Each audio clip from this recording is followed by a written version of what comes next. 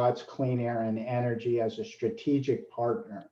So the woman that's on the line here, Jacqueline Badejo, is the chair of this committee, Watts Clean Air and Energy Committee. And I've been working with her and her group for about 3 years, 2.5 years now, explaining what I talked about this morning, how virtualization and simulation.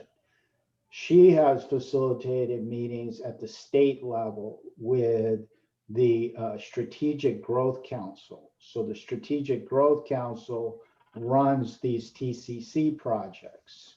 And so what we're trying to figure out is, how do we get visibility into Watts, which is that Watts Rising project, so that her group, the grassroots group, the neighborhood group, actually has a legitimate voice. So the woman that's narrating in the video you haven't seen yet, her name is Ivory, and she works for the mayor's office, City of Los Angeles Economic Development.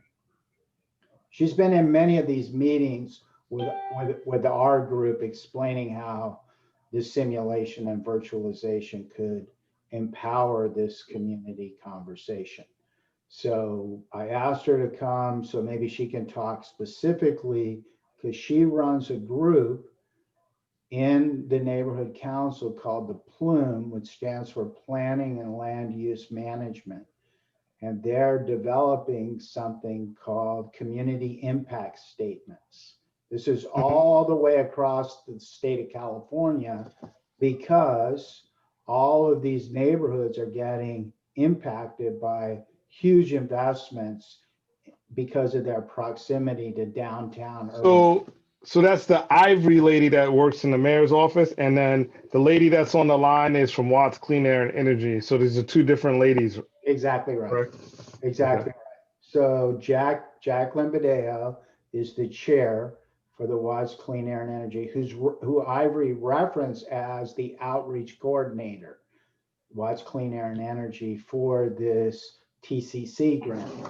The other group that's in there is another TCC grant that's in a different neighborhood, kind of across Los Angeles, but there's TCC grants in Fresno, there's TCC grants in Oakland.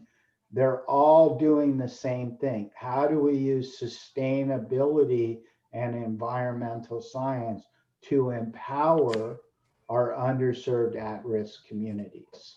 And so that is where I'm trying to figure out how the Edfu SOC,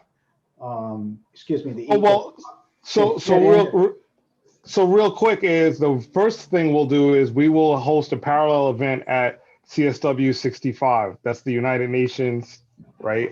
Largest forum. It's CSW stands for the Commission on the Status of Women.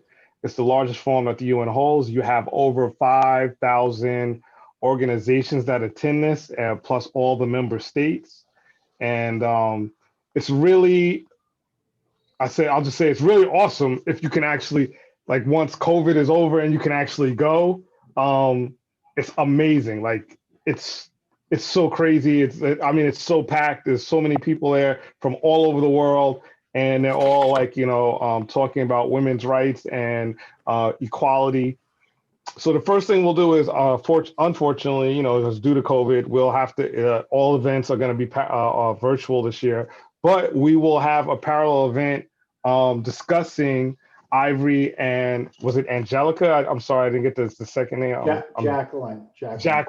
Jacqueline and Ivory, since, and actually CSW, it doesn't just have to be women, but it helps that it's women, you have a woman-led kind of effort here, right? So we'll have a parallel event with those two, and we can fill it out with other people from around the country or world who are also doing similar things, but we'll highlight the work that they're doing. And we can have this displayed in the CSW magazine. It'll be on the UN website with their bios and everything like that. So I think that's the first thing we could do as far as visibility, right? Perfect. Secondly is, once we do have this event, we can leverage this event to talk to other people, talk to member states, and talk to corporations and whoever else we may need to involve in this to to help us in this endeavor. But so for me, what is it? So I would just need to know a little bit more about how we frame these missions and what is it. So are we going to go into these neighborhoods and we're going to, are we looking for people who are already property owners? Are we looking for business owners? Like, you know what I mean? Like, how does this truly affect the underserved communities, people who don't own property, people who are just workers, right?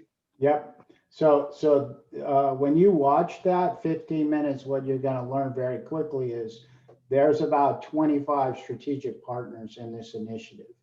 So to get all those strategic partners to work together, that's called a collective impact model.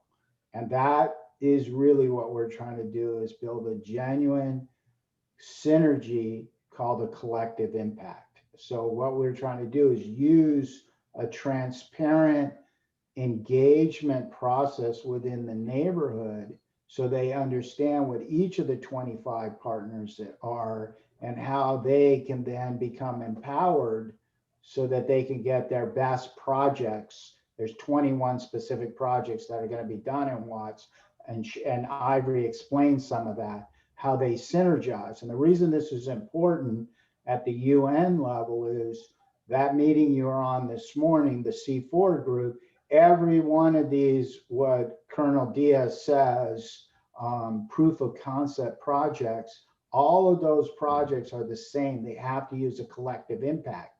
They cannot say one group, one nonprofit, one for-profit, one NGO is going to solve this. It has to be what's called a whole of community model. So since these are projects that are funded and these are projects in motion, these projects need to be reported out correctly. And what's happening right now is they're kind of wobbling. And there's a lot of potential with what Jackie's trying to do if there's, in my opinion, a more legitimate conversation. And so oh, I'm sorry. I was just going to ask, so why are they wobbling? What is the issue that's with these projects that occur? So apparently you're saying these projects are already in motion. They've been in motion. It's a 3-year project. It took 1 year to get funded. We're in the 2nd year, and this year we kind of lost because of COVID. So right. we were very close to the project, very close to the activities, and they had requested, the housing authority is the fiscal agent to manage the 21 projects. They had requested me through the Watts Clean Air and Energy Committee to make a presentation how to use this virtual platform that I spoke about this morning to actually manage those 21 projects. Then they asked me, okay, what kind of budget are you thinking about? And I said, I wanted to have 30 students actually implement the data integration between all the projects.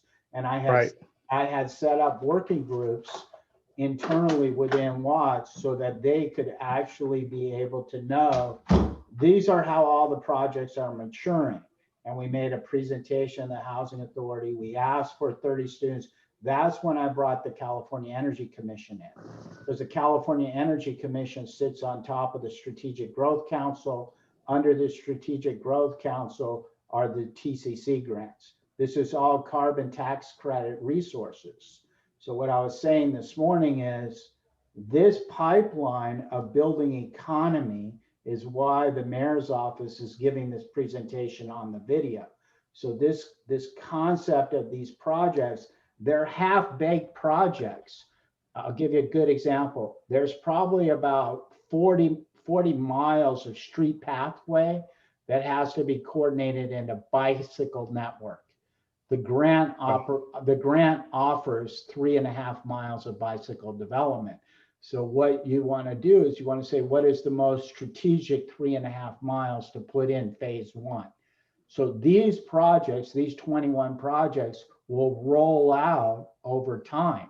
So they're not going to make their climate neutral development in Watts with these 21 projects, but they're going to set up a methodology of how the neighborhood council, how the community can actually build out long-term This project. And then who does the construction of the bicycle pathways? That's part of the conversation. So everything is under what's called program labor agreement. The program labor agreement has a local hire ordinance. Okay, excellent. To the local hire ordinance, we need to have a viable workforce. To build the viable workforce, we need to have workforce development, and we have to understand how the workforce. So all of those pieces are in this puzzle. And we have contact and we've organized the entire conversation, but we can't see, okay, where are the bike lanes? They're going to plant 1,000 trees in Watts, 3,000 trees in Watts. So we're saying, okay, how does the urban forestry for the maintenance and management of those trees, how do they actually operate in terms of the maintenance and responsibility? Where can I view all the projects that are listed under this? I can send you the files. I can bring you up as much time as you have to put into it. I was assigned by the Watts Clean Air and Energy Committee to be the liaison to the Housing Authority, but since, if you haven't noticed, I'm kind of aggressive about this. They kind of didn't really want me in their face, telling them this is how this is all going to work. Well, I mean, you kind of have to be aggressive, right? Otherwise, people will say, well, we have this other thing over here that we're dealing with, right? So you kind of do have to be aggressive. So, I mean, I think my thing is, so since you've been... I made a PowerPoint. I can send you the PowerPoint. I've made a video because I've taught this now in Kansas City. And that's the other gentleman that was on the email, William Wells. We showed 17-year-olds and 18-year-olds how to use these tools, how to go through this process called VCAP, Virtual Community Action Planning, which was presented to the Housing Authority. Now those students in Kansas City have presented to the mayor. And now the mayor wants to figure out, how do I do a C40 city using this kind of technology? So since Los Angeles is a C40 city and C40 is a UN project, we need to connect the dots here. We need to say, yeah. I mean, I want to progress what's already in motion, right? So what I would say is, where would you like to start, and so all of these things are already ongoing, right? So but you already have the students. There's subsequent things that have transpired since we started 3 years ago, and one of them just happened a month ago or 3 weeks ago with this Governor Newsom putting out the executive order, which I'll give you, which is around biodiversity, where he is directing his departments to be interoperable to address this model. So this model that we're talking about in Watts now is the model for the state of California. So we want to go to him and we want to say, look, this is everything we've already done in Los Angeles and Watts. This is our grassroots. We need you to help us get this model to be statewide, because this is going to be the Green New Deal model. This is the inclusion model. So do you have something in Oakland? You said, you did mention Oakland, because that's where that's where I'm out of. I'm based out of. I'll give you that. So there's a California Energy Commission TCC project in Oakland to make each a city block off the grid neutral, and they have a solar panel system, and I have those people, and they presented to the CEC, and so I have all the contact information. They're connected to Cal Berkeley. They're connected to the Lawrence Berkeley National Laboratory. So this is part of what I'm up against in Los Angeles is we have these projects, 200, this is just Watts, but we have across Los Angeles, South Los Angeles, about $265 million worth of green economy being pumped in from the different legislation at the state. And I have all that written down and mapped out. And what I told the California Energy Commission, because they have to do what's called a DER, DER, demand energy response model. They have to map out how all the energy demand loads and the supply loads actually operate at a microsecond. And they need that to be able to do the smart grid. So what I talk to them about is, where's the workforce to do that transformation? Okay, so our group has mapped out this entire area and then talk to the community directly and have grassroots community action groups, just like what Andrew's putting together, to actually engage this conversation. So Wait. So the workforce, you just need the workforce, and you're trying to approach the communities to supply that workforce? we need to build the workforce as a methodology under this thing, new way to work. So this is an initiative, part of the new urban agenda. If you read the new urban agenda, inside of it, it says new way to work. If you look at new way to work, they use what's called capstone projects. Capstone projects. Yes. Yeah. Okay. I'm familiar with capstone. Yeah. That's fine.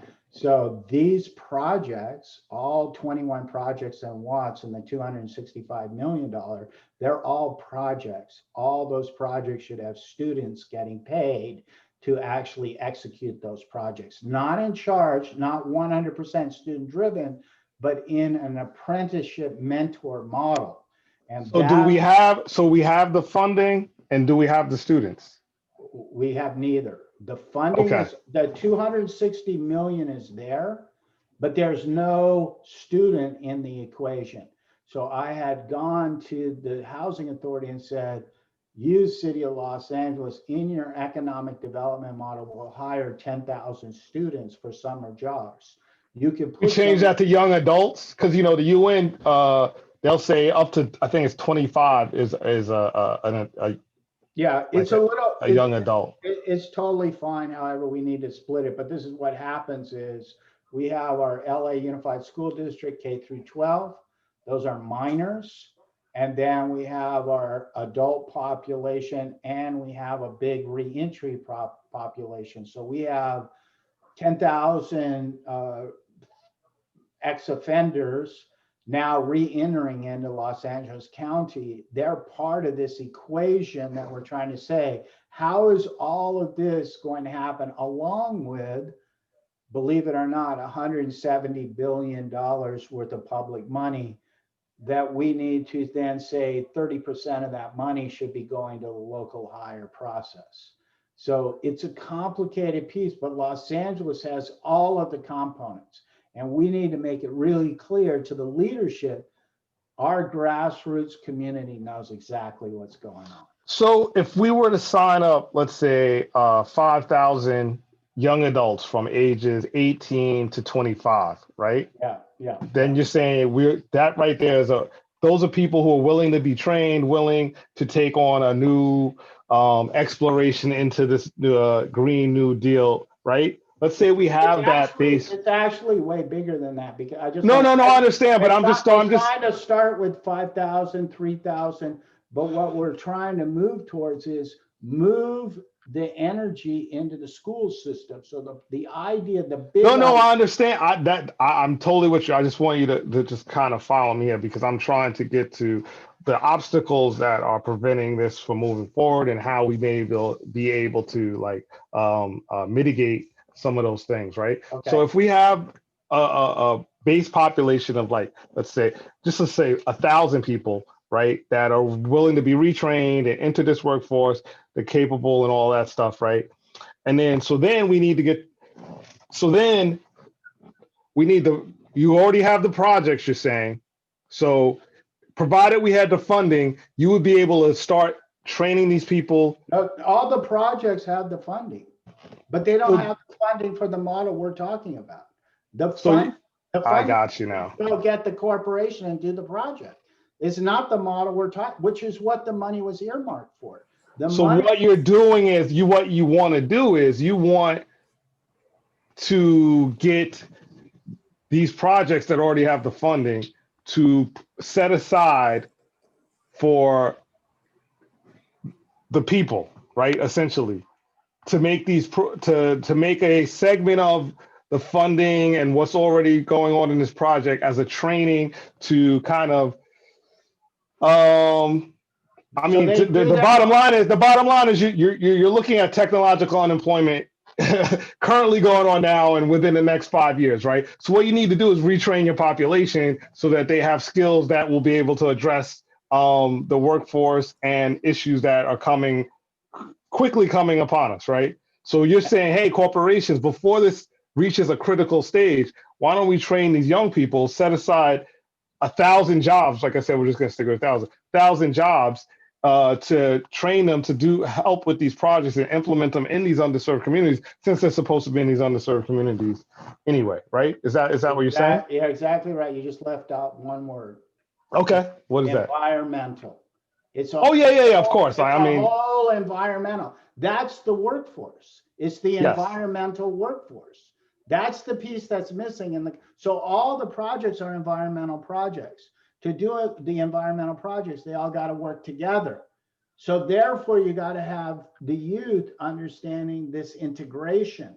And that's why you have a 21 active projects in Watts where you could do exactly what I'm talking about. So this seems like a very solvable problem. I think so. The one thing is you need to have the base of students who are willing to commit to learn, right? And like I said, young adults, right? Because you don't really want to focus on high school seniors per se, because they are like, you can focus on them, but your focus should be on those kids that didn't get into college or that didn't go to college their first year after high school. It should be those students who don't have jobs and looking at, do I go to community college or do I keep looking for a job, right? Because those are the people that are going to be like, oh, this is an opportunity for me. Because like, if you think about it, right, like not me, but like my parents, they were the students that didn't necessarily go to college, but they were able to make a career, right, in the public service field without going to college, right? Like they say, like the post office worker, those people were able to put their kids through college just without a college degree, right? So essentially, those are the people you want to target, right? Like, so you don't need a college degree, right? But you have to be willing to put in this work and be like a civic servant. Okay. The reason that's not a good analogy is because we're already super embedded with the construction trade unions. Okay. And the construction trade unions are saying they're doing what you said.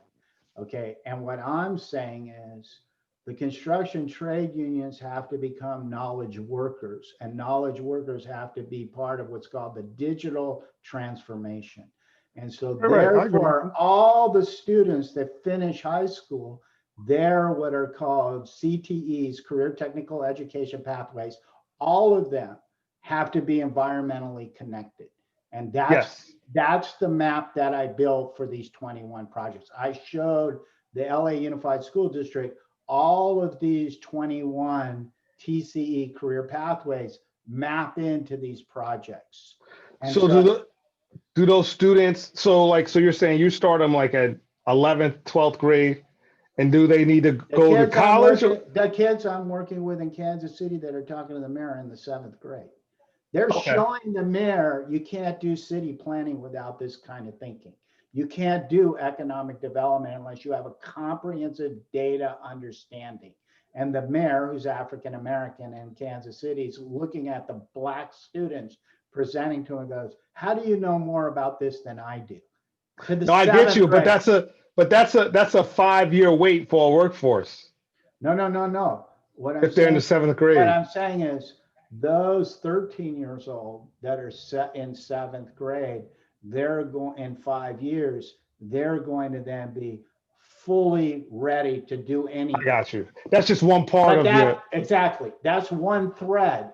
The idea of our reentry group, I'm talking to the reentry group about, well, they need to know light manufacturing. They need to know how to do electrical engineering to the level of how are we going to do the renewable grid. So you have to build a complete pathway. You can't just take them, show them something in 3 months, and then put them on a job and say, okay, we got you up and running. You have to have a full back end system that's supported. So are you talking about a vocational training program, or for these reentries, are you talking about a vocational training program? Or like I said, we have the construction trade unions really, but what we're looking at is the knowledge worker piece. So the knowledge worker piece means how does the grid really operate? Well, who is a knowledge worker? I guess that's my question should be Okay, there. Who's what would your atypical knowledge worker be from the Watts community? so Like age range, you know what I'm saying, right? I think so. So the idea of being able to develop software, develop an application, understand what geospatial technologies, understand how to run the back end. So that industry, that whole industry is called ICT. It's Yes, yes. communication technology. So that is kind of that's a vocational program right there then. You don't necessarily have to go to college. You Oh, could, but you don't absolutely. have to. No, this is why I'm telling you, it's a new model. It's new way to work, pay to learn. So you actually are doing legitimate work that has value and is needed to do best practice in this green economy. And so though the idea is under mentorship and under project participation, you actually are getting a chunk of this $165 million. So who would be your ideal teammate, partner for this mentorship to bring in some of these jobs? If you were able to like handpick, like say, like, you know what I mean? A big corporation? Yeah, just like a big corporation. They're gonna get the job. That's what's happening right now. They get the jobs. Right. Those jobs don't end up inside. So what I'm trying to do is shift the paradigm so you can have a small group actually be the main group for managing what are called the capital construction projects.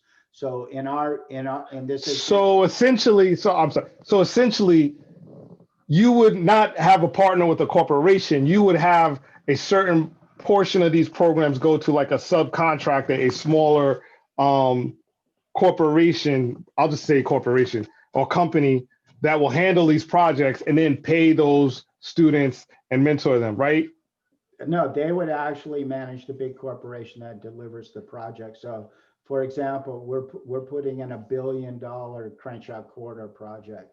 It's being managed by a big engineering architecture firm, HDR. HDR is across the United States. They got every congressman in their pocket. So when it comes down to what's called the community benefit agreement or the program labor agreement, they just decide who gets in and who doesn't get in.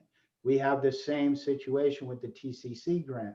It's given a half. So you want to switch it where the community organization decides which corporation gets to come in, and the community organization says these are our people. They're going to get a portion of those jobs in the training. You got it. That's what you're saying. Exactly. Okay, right. So essentially, we need the small corporation, or we need that small group? Do we already have that small group? So that's why I have Jackie Badeo on the line, because she has the people in the community with the knowledge, and I organize something called the subject matter experts in a consortium. And I found the documentation in the city records that say when you do a public works project, you have to take it through what's called the life cycle cost analysis. Yeah.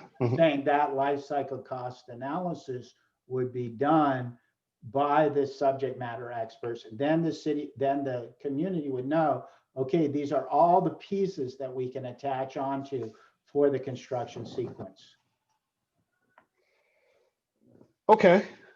So then essentially what you're saying is you have Jackie on the line. Yep. She understands everything I've said because she has the group in Watts already. And she has the group in Watts. But we need to move from the group that's already just Watts. It's not just Watts. No, I understand. I'm putting it across the United States. I understand that. I'm just talking in terms of in terms of connecting the dots. So you already have the small group that would tell the corporation how to or choose the corporation on how to run this project. Exactly right. Through our the missing step is getting the governor or getting the state. We can't get past the model that's in place, which is the big dog is taking out all the resources and the little guy on the street's not getting to the table because the pie is already cut. The food is already delivered. and we need to get in front of this train. We can't be chasing the train. No, I understand. So wait, if the pod's already cut, then you were screwed. But I mean, is the pod truly already cut, But or is it that the way things, or is it the way things have been going? Is that the corporations have been out front and getting these contracts, right? Yep. Right? Or is it like, is it possible that like, so we have the small group and we can make the contacts with the government liaisons or the people who really control who funds these projects. You know what I'm saying? Yeah, no, you're right. So in Watts, there's something called the Jordan Downs. 700 housing units is going to go to 1,500 housing units. It's in that video I sent you. Those 1,500 housing units, that whole development is a build out of $1 billion. It's a 10-year project. All of that construction should be done by the people in Watts. It should all be done by our reentry population. There's no part of it that I need a big corporation. These are 3-story wood structures. So is it that we need to put pressure on government officials to make sure that these go to the people of Watts? Is it that we need to? What we have to show the governor and the government is that there's a model in place where there's a genuine empowerment stream, and it doesn't have to come down from the top through the corporation. So let's say we're able to show the governor that, then what? Then when they have these policies, which are already in place, you can have compliance officers forcing the conversation. Yes, we're going to build it like that. And then you're going to move. Think of it like the moon. We become the moon that drives the tide, that changes everything. So the whole planet is driven by the moon. So this organization becomes the moon that sets up the prototype for the proper way to deliver TCC grants to really have a community engagement. So when you say, then what? Then when it goes from $1 million or $200 million to $5 billion to $170 billion, you have a mechanism that's going to actually operate to bring the full inclusion, which is the policy. So, and you're saying the policy is already in place to fund this type of model? All the legislation's been written. The money's going into those underserved neighborhoods. And the legislation's been passed. So this is a policy that should be in place. And it should be operating like this, but we can't seem to get it in front of the right people so it operates like this because they're too powerful at the top. They're like, yeah, we're going to get to that. Yeah, we're going to do that. That's why. And so Jackie, who's on the phone, so her group is already prepared to do this. 100%. We just need to get the commitment from. For what? For what? So we just need to get the commitment. And we know there's a Jackie for Oakland, and we know there's a Jackie for Fresno, and we know there's a Jackie for South Los Angeles. And we know that every neighborhood council has a Jackie, has someone that's really networked together that can conduct this conversation and bring this all together into the mayor's office. Yeah, that's what I'm saying. So I just really need to familiarize myself with the project that Jackie will be working on. And then you're saying we need to get a sit down with the proper people in the mayor's office to get this done. Well, right. The lady. Is there someone in Newark? Is there a Jackie in Newark? Yeah, there is. Newark, New Jersey. Yes, because Aquila. Do you know Aquila? I don't. Yeah, does she work for Mayor Baraka? It's a he, and he. Okay. His last name is Sherrill, and he's running the peace system, the gang intervention piece. He came out of Watts. We know him really well. Yeah. Because Mayor Baraka is very, he's very, I would say, friendly to these types of projects. So that would be a place that I know what we're talking about. There's nothing we're talking about. He's not. So what is the issue in Newark then that this isn't? I don't know the issue in Newark in terms of the empowerment model that I'm outlining, because they don't have the environmental initiatives we have in the state of California. That's very true. That's very true. So that's where we have a model that's why I said you left out one word. You left out the environmental word. Yeah. The environmental word is where the money's coming from.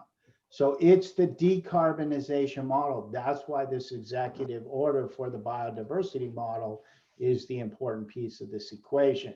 That's why we have to take this up to the state and talk to the state. But I've been talking almost all the time. I really would like you to hear from Jackie because she has a much fresher vision than my vision. I have my ideas and the way I would like to go about it, but I think she has some things that would really help you. Yeah, and I would love to. Can you give me just 1 second? Because I was supposed to be somewhere else, and I just want to make sure that the person knows. No problem. Jackie, can you elaborate on this? Are you still there? Yes, I'm here. Okay. How are you? Good, good. Good. So And so which part would you like me to elaborate on exactly? Just the complication? well, I think that paper you wrote. To the Strategic Growth Council, the letter, or No, the one that you wrote to the neighborhood council about about why we can't reach this engagement empowerment model. You don't have to read the letter, but I think that concept is the core of this whole thing. You know, we're being inhibited through systemic racism to actually build an empowerment model. Right. Gotcha. So I don't know if you had a chance yet to see any of that I emailed you. No, but I'm gonna make sure I watch it right after this. It's very interesting. Yeah. And it's been so much overturn on that project as far as leadership, the project manager, you know? Yeah. Well, that might have been from the original design. Okay, Sheldon. Yes, I apologize. No problem. This is Jackie Badeo. I'm going to let her talk and put myself on mute. Good afternoon, gentlemen. Thank you so much for having this call. It's a pleasure to meet you. I am out and about. Please forgive me. I'm trying to minimize the noise. Okay. But yes, it's been a struggle to reach the model. Let's just start off with one, there being a lot of changes in the world and everything. Despite the fact of it being a spiritual battle, we have to really focus more on the ecological and biodiversity aspect of everything. And when you look at even the education system, the way that they have been gearing it is just for really people to be managers at most for different industries. And so we really have to change our whole mindset to be prepared to what's coming in the future. And so, for instance, Watts, a community that has experienced, a lot of discrimination just embedded in the laws, in the legislation, and we have all of these projects coming. It's like, we're known for the riots. That's what people call it. I like to call it the rebellion. But this was a rich agricultural community. It was thriving. It had multiple movie theaters. It was just really thriving. And the train station connected it to the rest of the world. And even which Black people weren't even able to cross one side of the street or they'll get lynched until a certain point. And so we fast forward to today, Watts and about 42, it was annexed with the city of Los Angeles because of the fear of them having a Black mayor. And so, redlining was going on, and the war on drugs came about. So a lot of families who were homeowners, the next generation, were unable to keep it, or the grandparents were raising their grandchildren. So we have a lot of intergenerational things. But in terms of the law, and yes, we have these wonderful programs like the Strategic Growth Council provides the TCC grant, but what happens is, as even seen in the way that the local government is ran, the voice of the community is never implemented. And because of that, they have figured out how to make sure that you never ever get, even to the information so you can formulate what's really happening. And so with this cycle, we have a lot of land grab going on. They have condensed us to about 2.1 square miles. And so, we're pretty much fighting for our rights as citizens and natives of this community. They're taking all the land with all the natural resources, our aquifers, and just, things that are priceless. And they're giving it, the lawmakers are giving it to their developer friends. They're just even quick deeding it. It's just very disrespectful. And so we have these projects that come like TCC, which helps develop the green space of the community. And so they're using this as an opportunity to help these developers build that area up. And so it leaves us not being able to, we don't have any time. You just have to move forward. So that's one of the reasons I used to be the chair of the Watts Neighborhood Council for about I was on the board for 7 years, chair for several years, and I had to get off the board because it's a lot of work that needs to be done. And, that code of conduct, I can't have it upon me because I need to be sitting in some rooms and learning some information in these meetings because so many things get slid across. During COVID, the city just tried to push so many things through that was just very racist, just blatant racism, and all according to like affordable housing and what they call transit oriented communities, tied into metro. Anytime you have that A line go through a community, that means gentrification is there. So we have this development known infamous for the Grape Street Crips and gang warfare, and that's the story, the narrative that the city wants to keep pushing, and that's Right. not our narrative. That's code. It's just That's code for Black area. I'm well aware. Yeah. right. And it's even a bigger movement in South LA called Black exclusion. I mean, we're even calling it Black exclusion. And so that when it comes to organizing, it's a serious division between the Black and brown. And so what we have now is an older generation who were used to getting handouts, condoning things, and the developers saying this is our community outreach. And you have a brown leadership who is also having meetings behind doors. And so there has not been any clarity. They're not going to like neighborhood councils how they're supposed to and presenting, and they're just even in their resolutions, they're just saying, oh, we're giving it to this developer and this and that. And so that's why it's become hard to get any answers. You have the city pointing the finger at the county pointing the finger at the city. We don't know, it's not us. And this development that they're doing is going to block our beloved Watts Towers, but TCC is condoning of it because they're going to invest that grant money in redoing the streets, the park, the walkway from the train station, which is now leased to the developers for 50 years. So it's just a lot of things like that. We've been reaching out to a lot of people, and me and Mr. Rendler even met with the Strategic Growth Council before the grant was even signed, and presenting VCAPs to them as well, because in 2015 they paid for that themselves and it wasn't implemented, not just in Watts but in any of these other projects. And so it's just no clarity in what they say the system is, and it's like, are we all reaching towards the Green New Deal or even ecological community organizing? So I don't know. Is there any particular question that you may have? Because I'm just talking. Yeah, I would say so. Oh, excuse me. Can everyone mute? And we may not have that feedback. Okay, awesome. So I would say the question I would have is, so you already have a group and you already know the projects.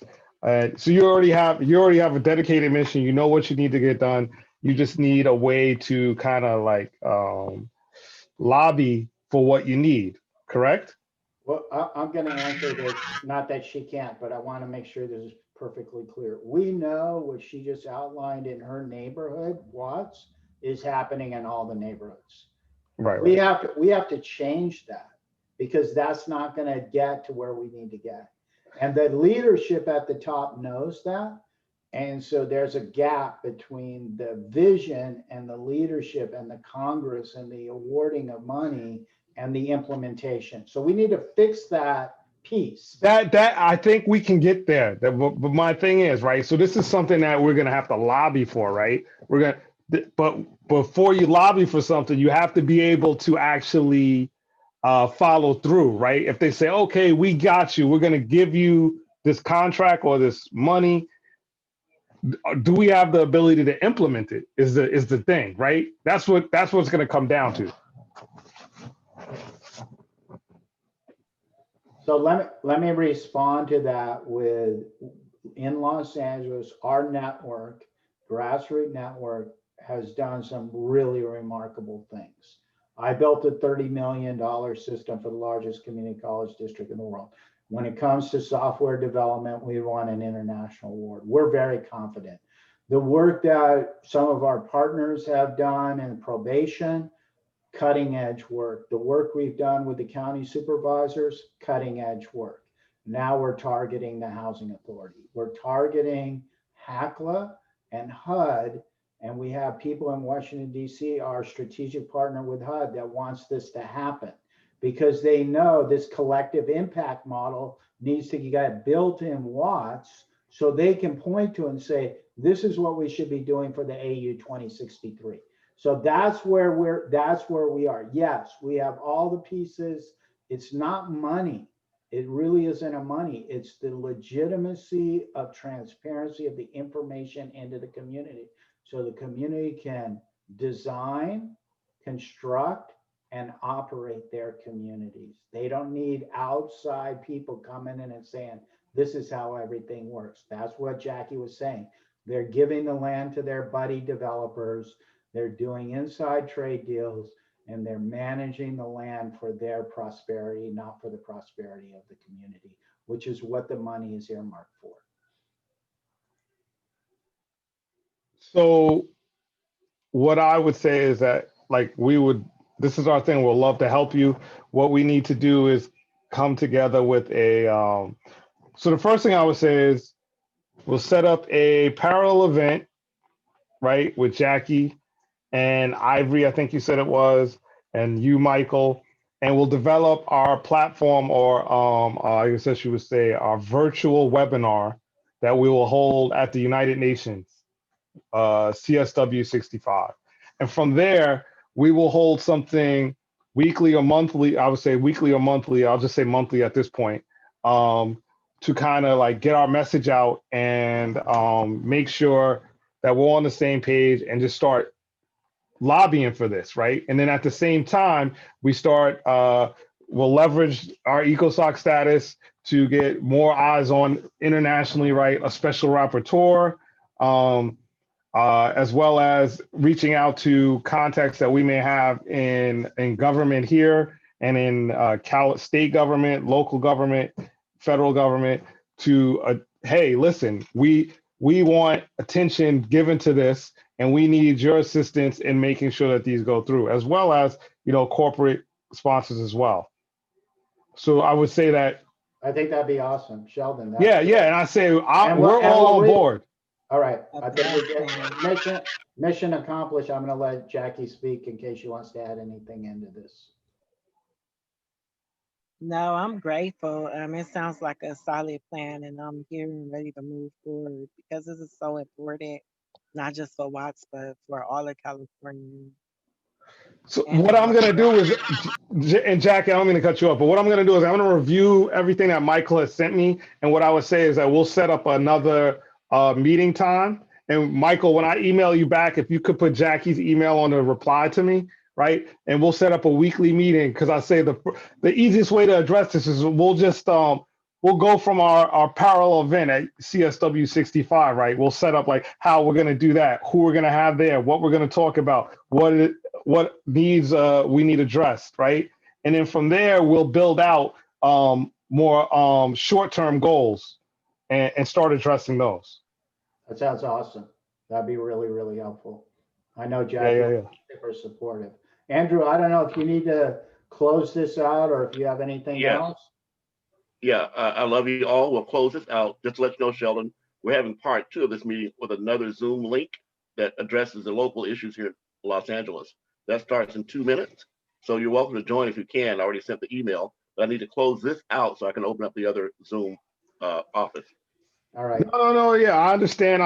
You know, like I said, it's Sunday. I have some other things I have to attend to, but I will definitely be emailing Michael, you, and I'll be looking forward to our next meeting. Okay. Thanks a lot. And I look, All right. like I said, I look forward to working with you. I'm excited. Like I think you know what we're about if you look at our web pages. I did. And so Yeah, let's get it done. You know what I mean? All right. I'm with you, Sheldon. Thank you so much for your time. Yeah, of course. All Take right, care. thank you so much. All right. Take care, Love you all. Jackie. Bye-bye. Bye-bye.